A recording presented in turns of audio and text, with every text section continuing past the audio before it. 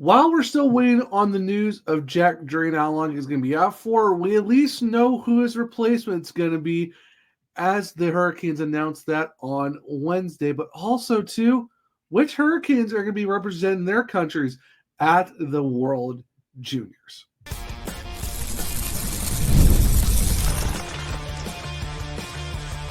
You're Locked On Hurricanes, your daily podcast on the Carolina Hurricanes, part of the Locked On Podcast Network, your team every day.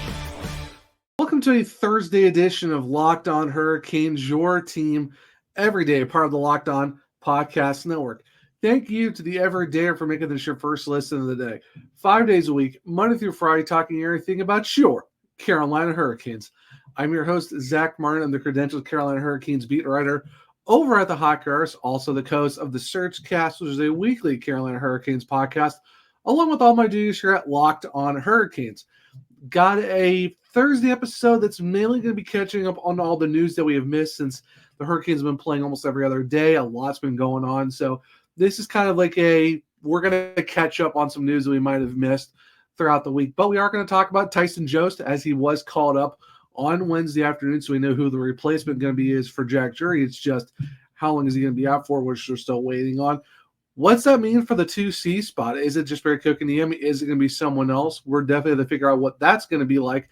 And also, there have been recent news of Hurricanes being named to World Junior teams or, being part of selected World Junior clubs, as well as they still finalize their rosters.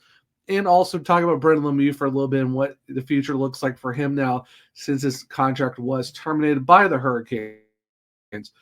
But before we jump into all of that, we have a lot of stuff to go over today. You can start the season with a big return on FanDuel. New customers can place a $5 bet and you'll get started with $150 in bonus bets if you win your first $5 bet. Visit FanDuel.com to get started. So, like I said, the Hurricanes announced on Wednesday afternoon-ish that, they did recall Tyson Jost from the Chicago Wolves of the AHL. He has been called up before earlier this season. This one, Seth Jarvis was out, and he did score a goal in his debut for the Hurricanes against the Vegas Golden Knights back in November.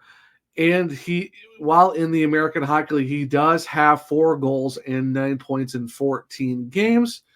So, we do know that it's going to be some veteran presence on the Hurricanes once again. So it seems like whenever there's an injury to the forward core, it seems like Tyson Jost is that bona fide, this is the guy we're calling up. And that was the one thing that everyone was wondering about is, will it be Jost with some veteran presence because he's already been called up once before this year, like I said, when Jarvis was out? Or was it going to be possibly Ryan Suzuki? And that's the thing I kind of talked about for Wednesday's show was, what's the pros and cons, or like what's the benefit of either bringing one of those guys up? And I mean, either way, one of them wouldn't be a bad option, all things considered. But it kind of seemed like signs were maybe pointing to Jost because he's already been called up once before. And while Ryan Suzuki does lead the Chicago Wolves in points, and he's probably one of their most consistent players overall with 16 points in 20 games, I think the one thing that is kind of possibly is a hindrance of why they didn't call him up for outside of, he doesn't really have NHL experience like Tyson Jost does, but also if you look at his offensive production, he is shooting less than 3%. He does have 1 goal. Of course, it's a power play goal, so you're not talking 5-on-5. And like I said, his shooting percentage is under 3. And if you're talking about a team who's, really need, while they are scoring at a rate of almost 4 goals a game, you still need everyone to produce shots and produce points. And while Jost only has 1 goal in 7 games, he does bring like I said, a veteran presence to the fourth line if they're going to slot him there. And he does have a knack for scoring, which not saying Ryan Suzuki doesn't, but it's just, I just don't know for the Hurricanes. My guess is there's just what's the benefit of bringing a guy up who's shooting less than 3%, only has 1 goal, and doesn't really have NHL experience. So that's probably why I'm thinking that's the case of why you see Jost over Ryan Suzuki. I think Ryan's definitely starting to earn his shot a lot more. But I think of where the Hurricanes are at and how Rod Brennamore is. They will only take so many young guys at once. And of course, they already have Jackson Blake up. So if they're going to play Blake mainly like a second right wing or even fourth right wing, it's hard for me to see them bring up another guy like Ryan Suzuki, who's still relatively young, but has no experience in the NHL and really has no experience in the system of the Hurricanes other than training camps and preseason stuff like that. So you're not really getting full seasons. And even Jackson Blake didn't have a full season, but he was with the team for a lot towards the end of last year and even was, healthy extras through the playoffs. And of course he made, the training camp and made the roster coming out of that too. So with Blake, you're seeing he's got a lot more experience in the system where Suzuki really does. And the injuries have also hurt him as well. So I think it's like like I said, he has earned potential rights to be that guy. But I think a lot of factors going into already have they're not really keen on having a lot of young guys. They're gonna go to a veteran who's been there and done that in the AHL, who's already been called up once already, who's already, when another guy on the forward core got hurt. So I feel like in terms of what the pecking order looks like, it's definitely Tyson Jost 1, and then who's ever behind him. And that's kind of the main question of who is that number 2, 3, 4, 5 on the forward depth chart in case a forward gets hurt. I mean, in terms of the defense, we either know it's Riley Stillman or Ty Smith, and those guys are kind of been flipping around for the defense. So those kind of like that's your 1-2 is Smith and Stillman. But you're looking at your forward core, it's like your number one guy that you're kind of just used to at this point is Jost. And like I said, nothing against Jost and nothing against, Suzuki as well, but it just seems like it's the foregone conclusion that it's the latter, it's the former, not the latter. And Jost, who's going to be the guy for the Hurricanes. So that's kind of what you're looking at. At least we know for sure that, help is coming, especially for the fact that you got Ottawa on Friday, you got Columbus, and then you got the Islanders. But now the main thing is what's the long term, like how long is he going to be up here for? How long is Jack Drury going to be out for? Because the Hurricanes were off on Wednesday, so we're not going to know anything until later this morning, that morning skate and stuff like that. So, we know from Tuesday night's game that that Jack Drury might be out for a while because he blocked the puck with his hand. Now, how bad is it? That remains to be seen. So this could be a stretch of where he might be out for maybe a week or two. This could be maybe longer, so it just depends. But like I said, at least we know that it's going to be Jost coming up. We know what you get from him in terms of he's been there and done that. Yes, it's 7 games, but you still have a small sample size of what he can do. And like I said, you're talking about a guy who has veteran presence of being on the ice. You're talking 463 NHL games, 141 points, 58 being those, and that's between Carolina, where he's at now, then Colorado, Minnesota, and the Buffalo Sabres. And I mean, you're talking a former 10th overall pick in the 2016 draft. So you still have a guy who's highly touted coming into the draft. And while, yes, he hasn't really done a whole lot in terms of points in over 460 games, but he's still someone who has a lot of experience being at the NHL level with multiple organizations. So it kind of makes sense of why the Hurricanes kind of lean to a more veteran type presence on the roster rather than trying to bring in another rookie who's mainly been in the AHL all season, hasn't really clicked into the NHL club. And I just don't see them right now where they're at, where they're trying to work the way out of a funk or this 4-5-1 stretch they're on. Yes, they just did win against the San Jose Sharks. Wasn't the prettiest of games, but it's still a win. By I think of where the Hurricanes are at right now, it makes sense to have a guy who's been there and done that in the highest league of North American hockey. So that's why I'm not surprised it was Jost. I kind of figured it would be. And like I said, I like Ryan Suzuki, but just of where he's at in terms of the fact that he's never really had a lot of experience, his pecking order, injuries, and stuff like that.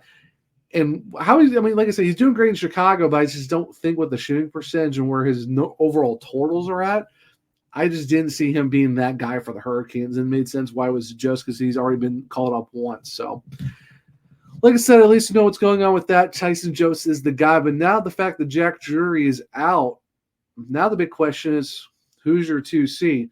And we'll talk about that here in a second on a Thursday edition of Locked On Hurricanes. We're driven by the search for better, but when it comes to hiring, the best way to search for a candidate isn't to search at all. Don't search, match with Indeed. Ditch the busy work. Use Indeed for scheduling, screening, and messaging so you can connect with candidates faster. And Indeed doesn't help you just hire faster. 93% of employers agree Indeed delivers the highest quality candidates compared to other job sites, according to a recent Indeed survey. Now, what I really like about it, someone who looks for a job is I can put my resume in, certifications, all the stuff that's necessary, and my preferences of what jobs I'm looking for. And now if you're the employer, well, the more you use it and more of letting them know what kind of workers you're looking for, and by leveraging over 140 million qualifications and preferences every day, Indeed's matching engine is constantly learning, not just from your preference, but preferences in general. So the more you use Indeed, the better it gets. And listeners of this show will get $75 in sponsored job credit to get your job more visibility at Indeed.com/lockedon. Just go to Indeed.com/lockedon right now and support our show by saying that you heard about Indeed on this podcast. Once again, that is Indeed.com/lockedon. Terms and conditions apply. Need to hire? Well, you need Indeed. Get ready to tackle the NFL action with FanDuel, America's #1 sportsbook, because right now, new customers can bet $5 and get $150 in bonus bets if you win. The FanDuel Sportsbook app gives you everything you need to place live bets on the NFL all in one place. So when you get a hunch in the middle of the game, you can check the latest stats, view live play-by-play, and so much more on the same page where you place your bets. Just visit FanDuel.com to join today. You'll get started with $150 in bonus bets if you win your first $5 bet. Once again, that's FanDuel.com. Never waste a hunch and make every moment more with FanDuel, an official sportsbook partner of the NFL. Welcome back to a segment 2 of Locked On Hurricanes, your team every day. So like I said at the end of segment 1, we know that Tyson Jost is coming up to replace Jack Drury in the lineup. Now the main thing is, what do you do with the 2C spot? Because Jack Drury, as of late, was playing second-line center, getting a lot of minutes there. Of course, recently he was with Eric Robinson and Jackson Blake, who was the opening fourth-line roster. Now they're part of the second group. And now the main question is, who's that guy going to be at 2C? Now, Jack Roslovic has some experience playing the center position, but with the Hurricanes, has been playing a lot of wing. I know against the Sharks, he had to play some center because they had to do a mad scramble towards the lineup. So he did see some action at the center position. But if you're bringing in Tyson Jost, has played a little bit of wing with the Wolves, but is mainly considered a center, I would not be surprised if they throw Tyson Jost as the fourth line center, which means you could probably see Jesperi Kotkaniemi back at the second line center spot, which even through the Western Canadian trip, and even a little bit after that too, he was playing pretty good there. I know over the last 9 games he's been playing a lot of fourth line center because he had a few games ago he had a bad game where he did a couple turnovers, led to some costly goals, and but even before that he's been doing fine. And even recently he's been doing great as well. So I would say if you're going to look at someone to put back in the second spot in the center group, why not just Jesperi Kotkaniemi? He's got 14 points in 28 games. He's a +6. He's been someone who's been winning a lot of faceoffs this year for the Hurricanes as well. So if we're talking about a guy who should be the second line center, I think you just give it back to Jesperi Kotkaniemi because he's more than proved this year that he is already that guy for the team. Because you look at how great he was playing with Nietzsche and Robinson, and I think you just have to go back to the lines during the Canadian road trip that we're working. It's one of those things where, I know you want to kickstart a line and get all these guys going, but if you go back to Robinson, Kotkaniemi, Nietzsche, you already know how great that line was. Yes, I know Nietzsche was great with Aho and Jarvis, but I think if you originally put that second line back together, that was doing really great in Canada and even going to the Pacific Northwest against the Kraken, I still think that is a line that you could really reignite I mean, Nietzsche's is still playing really well. I mean, he's already up to 43 points, but you're looking at KK, who's doing really well in that line as well and producing, and even Eric Robinson. I think if you get that line back together, they will be clicking. So it just makes sense to have them together. So I think if you're going to pick anyone for the second line center spot, I think it's just Barry Kotkaniemi. Now, like I said, you could go to, Jack Roslovic because he's been there and done it before as a center. I know Martin Nietzsche has been in the past was wanting to play center as well, but he's been really playing great as a wing. I don't see them going to Nietzsche's as the center. It just doesn't make sense to do that. And like, do you really want to put Roslovic over there? Because then now you're putting Roslovic as the 2, you're putting him as the 2C spot. Okay, then what? You're putting Tyson Jost fourth line right wing with Kotkaniemi, and then you're still running Robinson, Roslovic, Blake as your second line. It's not a bad line, but I don't know if Roslovic is going to be the guy that you would want to slide into a second line center spot. And then you're just throwing Jost on the wing because now you're going to have to move other guys up, move other guys around and stuff like that. It just doesn't make sense for me to throw another center on a right wing spot who's been kind of playing center for the Wolves for the most part and is doing pretty well. And I mean, Roslovic, like in the past, has played center, but very limited with the Hurricanes. Like I said, most of this, as we're so far into the season now, 28 games in, he's been playing a lot of wing. Yes, the last game he did play some center because they were jumping around the lines a lot, and he can play that position.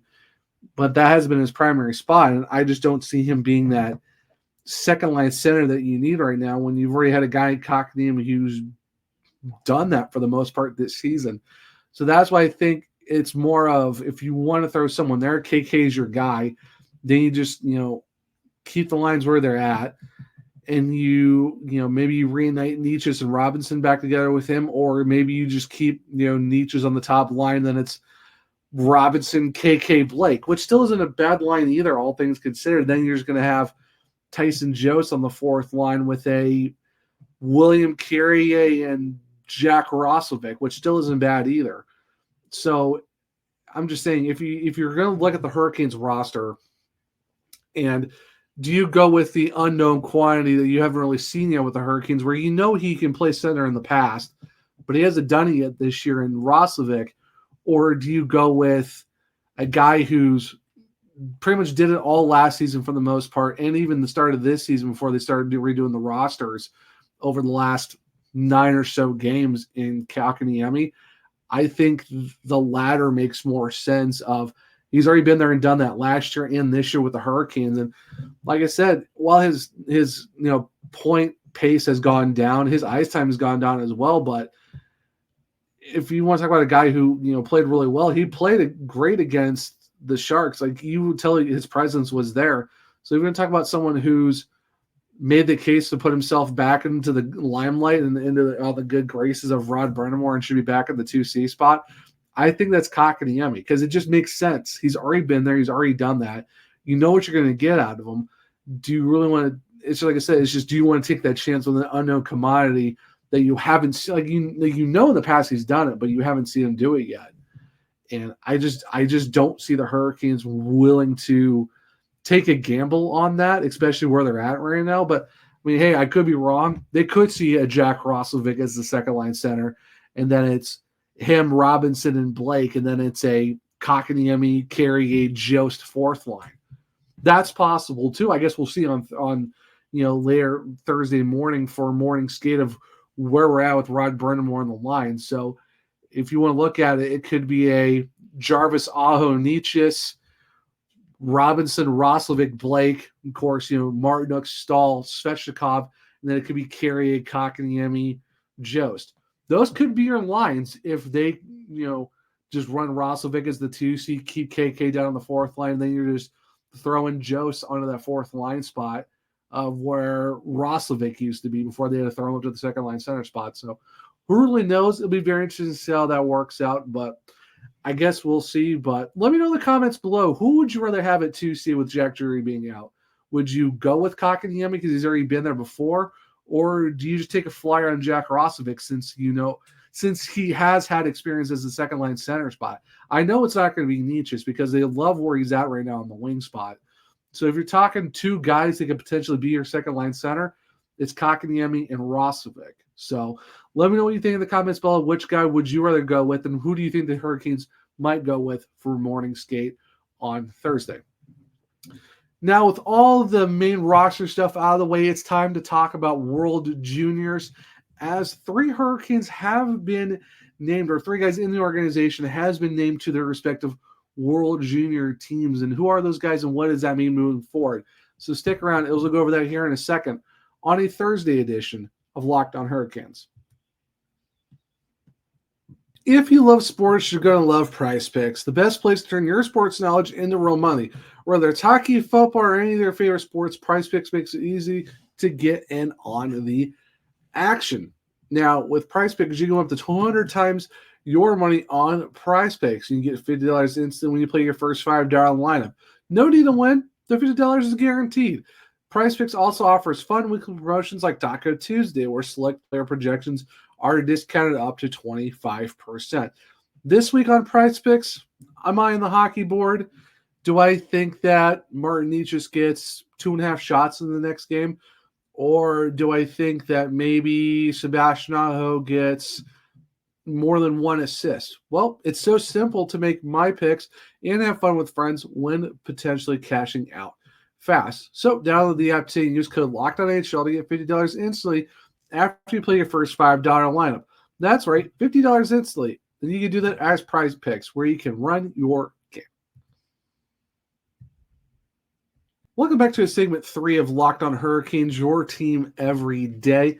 Like I said, at the end of segment 2, the Carolina Hurricanes have some players that were named to their World Junior rosters, and that's very, very exciting since the 2025 juniors come up later this month, and of course it runs into early January 2025. Now, the first one we're going to talk about is Brendan Lemieux, as he was selected for the Hockey Canada selection camp roster. Now, it's not the final roster is going to the World Juniors because this has 28 skaters and 4 goaltenders that will travel to Ottawa, Ontario from the 10th through the 13th to try to earn their spot on the tournament's final roster. Now, the annual tournament will be held between December 26th through January 5th, which will also be in Ottawa. And the groups right now in the preliminary for Team Canada, at least, they're going to be playing Finland, Germany, Latvia, and USA as part of their preliminary round schedules for that group. And then, of course, Group B will feature Team Sweden, Czechia, Slovakia, Switzerland, and Kazakhstan.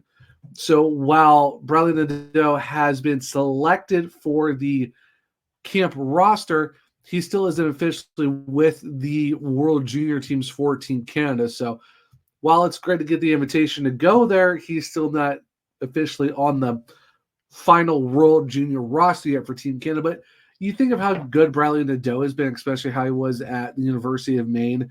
Now he's playing right now the Chicago Wolves. It only makes sense for him to make the World Junior roster.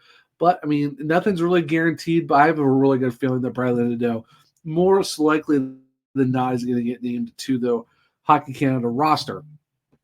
Now, 2 other guys that have been named to their respective teams, Felix Ungerstrom and Oscar Vulet, and they are going to be part of Team Sweden, as they were actually named to their 2025 World Roster Championships. Of course, you know that Felix Ungerstrom is with the Chicago Wolves right now. And, you know, he was, you know, this is his second time being with Team Sweden, as last year he posted 6 points in 7 games last year and helped them go to the silver medal. And, of course, Villette, also 19. He played 23 games for Skellefteå AIK in the Swedish Hockey League to start this season. You know, former fifth round pick by the Carolina Hurricanes. And back for Team Sweden's U20 in their international junior tournament last year, well, got 5 points in 8 games. So it's really awesome to see that we got 2 more guys going as well. Of course, this is with Team Sweden. And like I said before, they're going to be part of Group B, which is going to be with Czechia, Slovakia, Switzerland, and Kazakhstan. So great honors for the fact that you at least right now have 2 solidified guys on the World Junior teams in Team Sweden with Ungerstrom and Villette. Now you're waiting to see if Briley Nadeau makes it for Hockey Canada. But it's always fun to be able to watch the World Juniors. I know last year for the 2024 World Juniors with the Hockey Writers, I was able to write some articles for that tournament. Of course, I was covering Team Germany at the time. This year, not being able to do it just with a lot of stuff that's going on with the Hurricanes and everything else. But if you're looking for some great coverage, the Hockey Writers do a great job over there. So make sure to keep up with all the World Junior coverage. And we're going to have some guys going to be in Ottawa watching, taking that as well. But even if you're not able to make it, it's always fun watching the World Junior games. I know usually it's during the day. Most of the games probably going to be on the NHL Network. But if you're able to watch it or even on the IAHF website, it's still a fun tournament to watch because you're looking at the young guys, even if they're part of your team or not. It's just fun seeing the up-and-coming hockey players of the world. Of course, it's, the junior best on best guys. And you're talking guys from a bunch of different countries that, maybe are up-and-coming, hockey nations or, the more dominant ones you're kind of used to, like USA, Canada, Sweden, Finland, and all that stuff. But now you're also, you're adding in teams like Latvia, who's been coming on strong against the league for the last few years. We just saw the, Czechia win the men's world championships with guys like Pasternak and, Martin Necip. Now you like Slovakia that's in there as well. Switzerland, former Hurricane Niederreiter. You also got Kazakhstan, who's a country that you would never really think of would be a top, one of the top few teams in the World Juniors, but they're in there as well, and they're fighting their way to make in. Norway was in there at one point, so like I said, Germany's in there again, Latvia. So there's a lot of countries that you're seeing players you would never really think of hitting the stage like that, because that's a lot of eyeballs on them, especially when you have a lot of teams who are looking to draft the next crop of players. So while there's 3 Hurricanes who are already with the organization, but they're being able to showcase their talents on a world stage like that, that's pretty awesome. The fact that you have 3 guys from this organization, they're going to be potentially repping their countries. And we're still waiting for Nadeau to make the Hockey Canada roster. But like I said, it's a good chance he's going to make it. I don't see why he wouldn't. Believe you got 2 guys on Team Sweden that have proven themselves enough to being able to put themselves on a platform where it's, hey, they're going to have a lot of eyeballs on them, and maybe that, that's going to help them progress in their hockey careers to maybe one day see how they do, over here in North America with, the Wolves and eventually the Hurricanes, especially, like I said, with under Sormurray over here. He's played a lot of good World Juniors, and he's proven himself, and that's where he's at right now. So we'll see how that goes. One other bit of news we're going to talk about is Brendan Lemieux, as his contract was officially terminated by the Carolina Hurricanes, and now he's officially going to be with Davos Hockey Club in Switzerland. Just like Antti Raanta, it stinks. Ranta's over there right now as well. Of course, he was, before the season started, but I don't blame Brendan Lemieux. He was a healthy scratch for the last few games that he was with the Wolves. Thought he was going to be with the Hurricanes. Didn't really work out like that, especially with how the roster was formatted and just cap situation and stuff like that. And, just where his situation was with the Wolves, he wasn't getting a lot of playing time. He didn't really re-sign to be a healthy scratch in the American. So it only made sense for him to go to Europe and continue his career. And, nothing but the best, wishing the best for him as he's over there with Davos now.